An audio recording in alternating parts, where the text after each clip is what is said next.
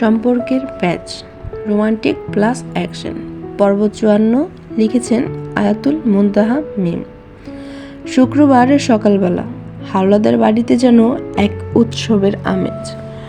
উঠোন জুড়ে লোকজনের আনাগোনা, রান্নাঘরে কচি কচি গলার হাসি, বাইরের উঠানে ডেকোরেশনের কাজ চলছে পুরো দমে। জাহাঙ্গীর সাহেব আজ হাওলাদার বাড়িতে সব আত্মীয় স্বজনদের আমন্ত্রণ করেছেন। ছেলে রাহাতের বিয়ে বলে কথা। ঘুম ভাঙতেই রিফাতের চোখ কচলাতে কচলাতে দরজার পাশে এসে দাঁড়ায়। সামনে মনে সাজসজ্জা আর মানুষজন দেখে একটু থমকে যায় সে। চারপাশে বিয়ের প্রস্তুতির ব্যস্ততা আর কোলাহল দেখে অবাক হয়ে যায়। রিফাত ধীরে ধীরে রান্নাঘরের দিকে এগিয়ে গিয়ে মায়ের কাছে গিয়ে দাঁড়ায়। মা, আজকে বাড়িতে কোনো অনুষ্ঠান হচ্ছে নাকি? এত সাজসজ্জা, এত লোকজন, ব্যাপারটা কি? শাহিদা বেগম একটু বিরক্ত গলায় বলে, তুই কি একেবারেই ভুলে গেছিস রে? আজ তোর ভাই রাহাতের বিয়ে। তোর আব্বা কত কিছু ঠিক করে রেখেছে। রিফাতের মুখটা যেন থমকে গেল। মুখ চোখ কুচকে গলায় অস্থিরতা ফুটে উঠল। রিফাত ভেবেছিল মা বাবা হয়তো এমনি রাহাতের বিয়ের কথা বলেছে। রিফাত, কিন্তু মা, তোমরা কি সত্যিই ভাইয়ার বিয়ে দিচ্ছ? ভাইয়া কি রাজি হয়েছে? ভাইয়া তো কখনোই বিয়ে করবে না। সে তো শাহিদা বেগম, এই বিয়ে ওর করতেই হবে রিফাত। তোর আব্বা ছোটবেলায় রাহাতের বিয়ে দিয়ে দিয়েছে। এখন শুধু সবাইকে নিয়ে কবুল বলাই আনুষ্ঠানিকতা শেষ করা হবে। আজ সে মেয়েকে বাড়িতে নিয়ে আসবে তোর আব্বা। মায়ের মুখে এমন অপ্রত্যাশিত কথা শুনে রিফাত যেন মুহূর্তে নিঃশব্দ হয়ে যায়। চোখে মুখে বিস্ময়ের ছাপ স্পষ্ট। মনে মনে নিজের সঙ্গে যুদ্ধ করতে করতে সে ভাবল, তাহলে মুনের কি হবে? ভাইয়া তো মুনকে ভালোবাসে। মা বাবা এসব কথা ভাইয়াকে আগে কখনো বলেনি কেন? ও জানলে কি করবে? অফিস টাইম, সকাল 10টা। রাহাত হাওলাদার নিজের অফিসের কেবিনে বসে গভীর মনোযোগে ল্যাপটপের পর্দায় চোখ রেখেছে। স্ক্রিনে ভেসে আছে কিছু নতুন মডেলের গাড়ির ডিজাইন। তার চোখ মুখে কাজের প্রতি এক অন্যরকম আগ্রহ। এক একটা ডিজাইন দেখে মাথা নাড়ছে, নোট নিচ্ছে, যেন একটি নতুন স্বপ্ন বাস্তবায়নের ছক আঁকছে। কাল রাতে সে মুনদের বাড়ি থেকে বিদায় নিয়েছে। একরাশ আবেগ জমা রেখেছে বুকে, কিন্তু মুখে চিরচেনা প্রশান্তি হাসি। আজকের দিনটা রাহাতের জন্য বিশেষ, কারণ আজ সে একেবারে জামাই সেজে বিয়ের আসরে প্রবেশ করবে। সেই প্রতীক্ষিত মুহূর্ত অবশেষে এসে গেছে। ঠিক এমন সময় কেবিনের দরজার টোকা না দিয়ে একসাথে ভেতরে ঢুকে পড়ে রাকিব আর হৃদয়। দুজনের মুখে রহস্যময় হাসি। কেবিনে ঢুকে রাকিব আর হৃদয় দুজন দুপাশে চেয়ার টেনে বসে পড়ল। রাহাত ওদের দিকে তাকিয়ে হালকা হাসলো। তারপর ল্যাপটপটা বন্ধ করে এক পাশে সরিয়ে রেখে বলল, তারপর বল, ওইদিকের কি খবর? হৃদয় ব্রু কুচকে মুখ বাঁকিয়ে বলে, আরে রাখ তোর খবর, আগে এটা বল, তোর কোনো শালি মালি আছে নাকি? আছে তো, 3টা আছে। তোর কয়টা লাগবে বল? রাকিব ঠোঁট বাঁকিয়ে হেসে বলল, ওরে 3টা দিলে 3টেই লাগবে, শালা তো লুচ্চা জন্মগতভাবে। হৃদয় অভিনয় করে দীর্ঘশ্বাস ফেলে, আমি লুচ্চা, তাই তো এখন একটা প্রেমও করতে পারি নাই। একজন তো বিয়ে করছিস, আরেকজনের প্রেমে হাবুডাবু খাচ্ছিস, আর আমি সে একলা নির্জন সিঙ্গেল একটা মানব আত্মা। রাহাত, সমস্যা নাই দোস্ত, এইবার তোর প্রেম হইব আমার শালিকা মারিয়ার সাথে। রাকিব, তুই যখন বলছস তখন হইব হৃদয়ের প্রেম তোর শালির সাথে। 3জন একসাথে হেসে উঠল। এই ছোট ছোট খুনসুটি হাসির মুহূর্ত ওদের বন্ধুত্বর আসল রস। হৃদয়, একটা মিশন হাতে আসছে। চট্টগ্রাম জাহাজ বন্দরে গন্ডগোল। ওখান থেকে অনেক অবৈধ মাল দেশে ঢুকছে, আর দেশ থেকেও পাচার হচ্ছে। ওপর থেকে স্পেশাল অ্যালার্ট এসেছে। রাহাত চেয়ারে হেলান দিয়ে চোখ সরু করে বলে, বিষয়টা কাল রাতেই আমার কানে এসেছে। এই মিশনটা আজ রাতেই শেষ করতে হবে। রাকিব, তুই কোনো টেনশন করিস না ভাই, আমি, হৃদয় আর আমাদের সাথে ফোর্স টিম থাকবে। মিশনটা আমরা সাকসেস করে ফিরব। রাহাত, ঠিক আছে, তবে খুব সাবধানে কাজ করবি। আর একটা জিনিস, রাফাতের পুরো আইডেন্টিটি আমার চাই। হৃদয়, টেনশন করিস না, কালকের মধ্যে সব কিছু তোর হাতে পৌঁছে যাবে। সকালের নরম আলো জানালার পর্দা ছুঁয়ে আস্তে করে ঘরে ঢুকেছে।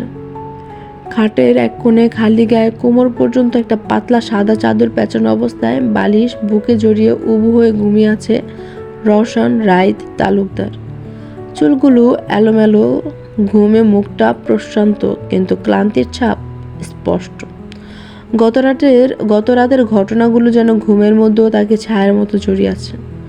গত রাতে ইনায়েতকে সঙ্গে নিয়ে রাইত এসেছিল ওদের বাড়িতে। আয়েশা বেগম দরজা খুলে যেই মাত্র ইনায়েতকে দেখলেন চোখ মুখ অবাক হয়ে উঠেছিল, কারণ তিনি তো ইনায়েতকে দেশে ফেরার জন্য কোনো ফোন করেননি। এনায়েত নিজ থেকেই চলে এসেছে, আর এসে এমন একটা কাজ করে ফেলেছে যে আয়েশা বেগমের চিন্তার গণ্ডিও পেরিয়ে গেছে। রাইত ইনায়েতকে বাড়িতে দিয়ে চলে যেতে চাইল। ভেজা জামা কাপড়ে দাঁড়িয়ে থাকা রাইতকে দেখে আয়েশা বেগম কিছুতেই যেতে দিতে পারেননি। অনেক অনুনয় বিনয় করার পর শেষমেশ জোর করেই ছেলেটিকে থেকে যেতে বাধ্য করেছিলেন। আর এখন সেই রাতের ক্লান্তি আর উত্তেজনায় ভেজা এক ঘুমে তলিয়ে আছে রওশন রাইত।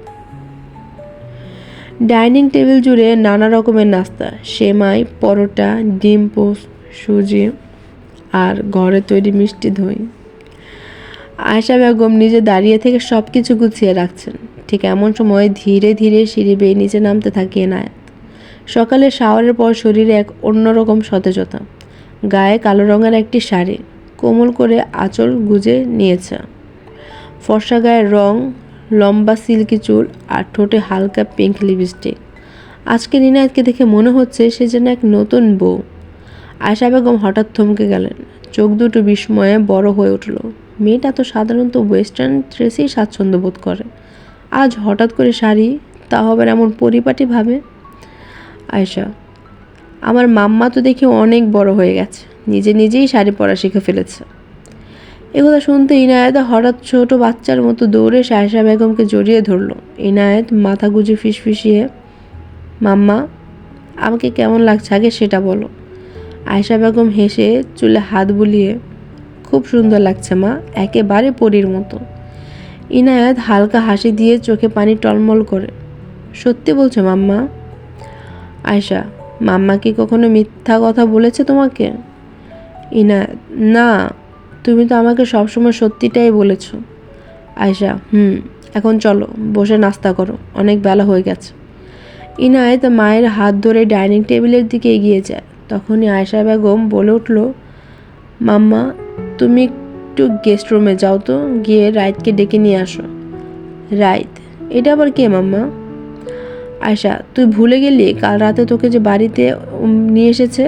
ছেলেটা যদি কাল না থাকতো তাহলে তোর কি হতো বলতো? ইনায়েত এক মুহূর্তে কাল রাতের কথা মনে করতে লাগলো। শুধু এতটুকু মনে পড়ছে, কাল সে অনেক ড্রিঙ্ক করেছে।